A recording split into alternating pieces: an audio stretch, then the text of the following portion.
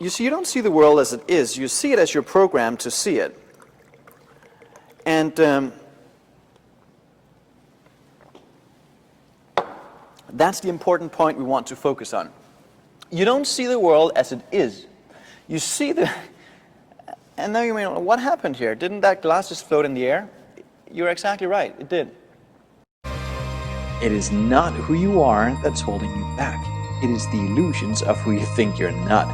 This is Hansen, and I'm here to help you shatter those illusions and live the life of your dreams. It is the illusion of reality. The illusion of reality. So, let's get this. Successful people are not people without problems. They're just people who have learned to solve their problems. Simple. Successful people are not people without problems. They're just people who have learned to solve their problems. And remember from yesterday, what constitutes a successful person? What makes a person successful? A successful person is just somebody who is in a continuous pursuit of a worthy ideal, something they consider worthy of them. So, you know, success is often equated with tons of money. And money necessarily have nothing to do with success unless that is what one wants. You know, a child in school can be a very successful student when they continuously pursue better grades, etc., etc., etc. Success comes in many shapes and sizes, and the only thing matters is what do you really want. And when you continuously pursue it, it makes you a successful person. But we need to learn to solve our problems because they will show up and you will attract all the problems required for you to move ahead, for you to change your perception and raise your conscious level of awareness. That's why the problems are there. They're really not problems. They're massive opportunities in disguise, and we're going to go into that in this lesson. All right? So let's talk about this first. Does your senses deceive you? Excuse me, I'm just going to get a little more water here. You see, you don't see the world as it is. You see it as you're programmed to see it. And that's the important point we want to focus on. You don't see the world as it is. You see the... And now you may know, what happened here? Didn't that glass just float in the air? You're exactly right, it did. And that was in violation with your assumptions of how the laws of the universe works. And an illusion can only exist in the presence of assumptions. No assumptions, no illusion. All right? So in that moment of what the heck,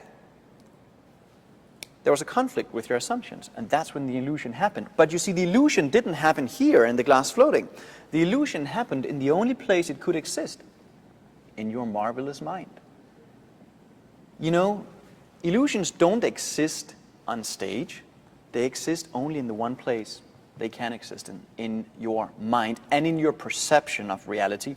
And that is what we're going to go into now. So do you see the world as it is? No, you do not. You do not see the world as it is. You see the world as you're programmed to perceive it. That's right. You don't see the world objectively. You see the world subjectively. You see the world not as it is, but as you are. You see the world not as it is, but as you're programmed to see it. What is our challenge? Our challenge are these five. 5 physical senses. We can see, hear, smell, taste, and touch. Yes, we've covered that, of course. You say, Anders, that's not rocket science. No, it's not. But it's important that we start focusing on how we're programmed and how we live. Because most people live exclusively through their 5 physical senses, and they disregard the inner world that they can use to create everything outside with. But that's an important point to make. You see, this entire weekend is designed to help you go from reaction mode to creation mode. Everything that we see outside is a product of how we've been thinking in the past. The state of the bank account today, the quality of your relationship, everything in your life comes to you as a result of how you've used your mind. And our biggest challenge are these physical senses because they cause us to focus on what is and what was. But let's get back to what we're talking about here. We're talking about our inner world, our mental faculties, and Napoleon Hill said it beautifully. He said an educated person is not necessarily a person with an abundance of general or specialized knowledge. He said an educated person is a person who has so developed the faculties of their mind that they can acquire anything or its equivalent without violating the rights of others. Really think about what he's saying here. an educated person is not necessarily someone who has piled on a lot of information, who's gone to all the right schools and gathered the info. That's not necessarily a successful person. He says somebody who is an educated person is a person who has developed the faculties of their mind. That means their inner world. And you see, most people stumble upon these mental faculties more by accident than conscious choice. But when we go to study people who really made the world turn around throughout the ages, they have all worked with their higher faculties in one way or the other. So what are they?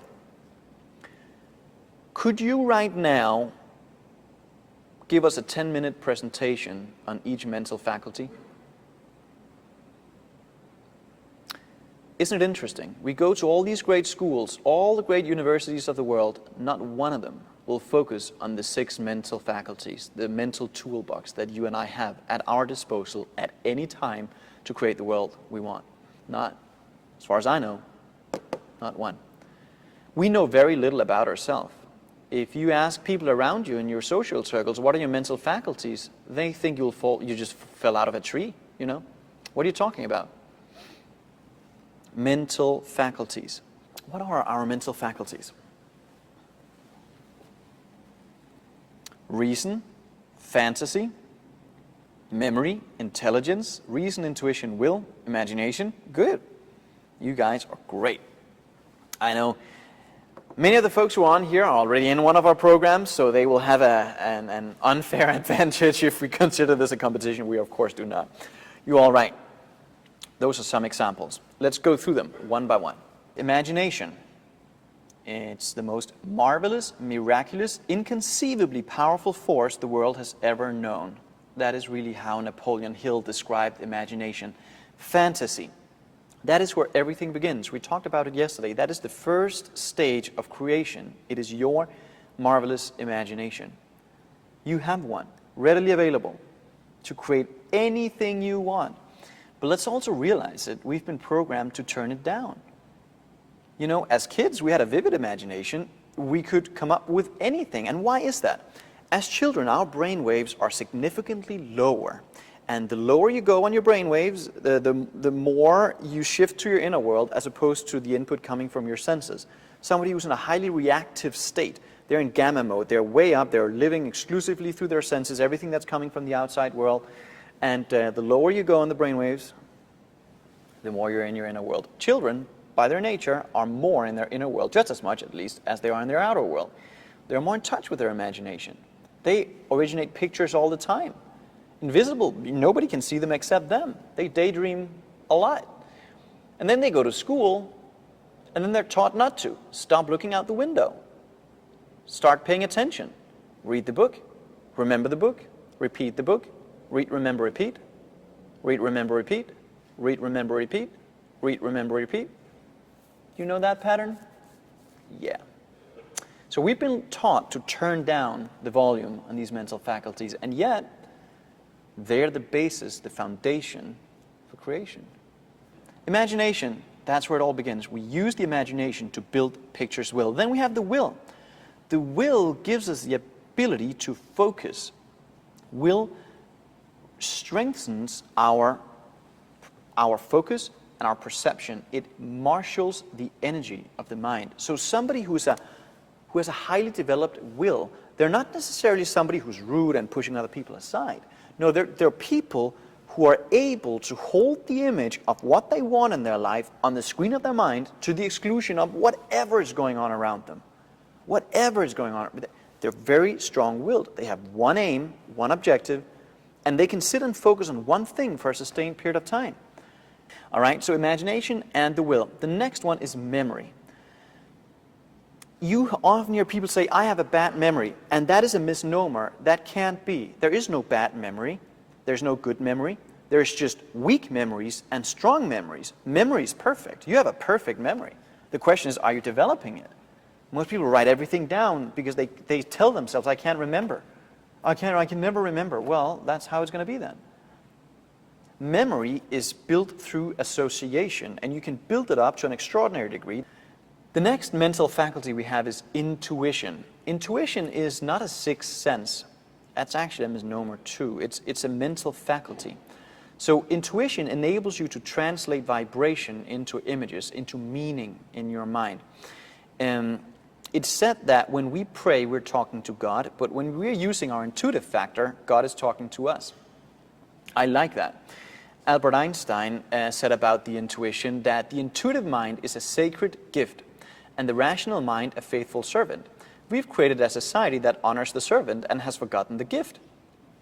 Really think here. Think. Activate the thinker. The intuitive mind is a sacred gift. We've all been given one. And the rational mind, the intellect, is a faithful servant.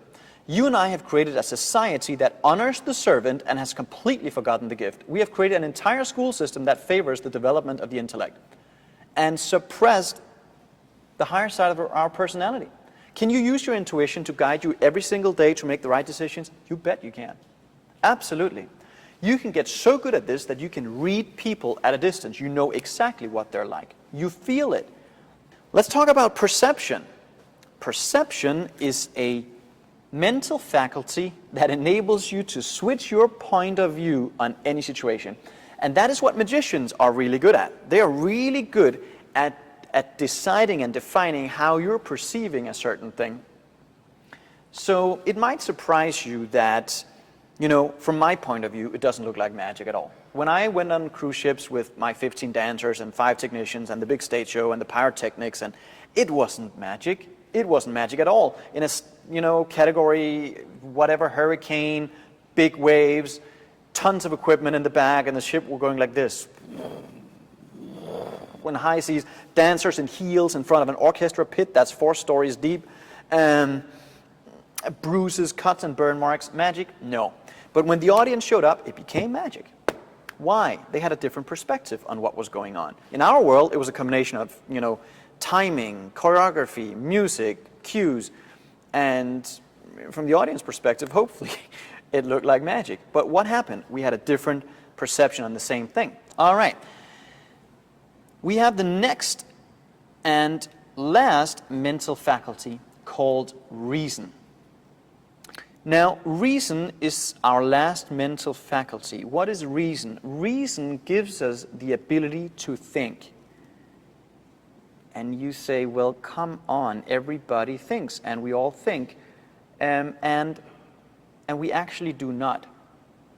If we're getting really technical here, we're thinking with our inductive reasoning factor. Our conscious mind reasons both ways, inductively and deductively. And reasoning is when we actively sit down and think.